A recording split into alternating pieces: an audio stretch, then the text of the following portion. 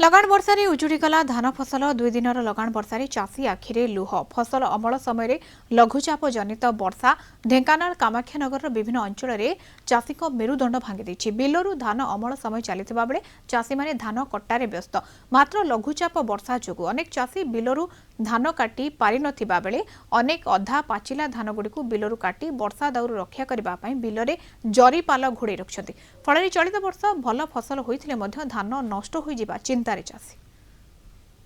ए धान करते आज्ञा 3 एकर ये वर्षा सब काटी कुटा देकर पकई पका दे बांधी पाइलु ना हाँ वर्षा सब गजा फजा हम आम तो हताश हो बहीचु आ कौन कर पूर्वर वर्षा होता जे चाषबास जहाँ जी बंची बुंचा धान रखिलु सागे बारह हाथी आसिक नष्ट कर दौरान तार बाड़ देचु प्लस धान काटिक घर को नवा कथा वर्षा इन अचानक है पाल फाल घोड़े रखीचु धान भी बिलरे पड़ी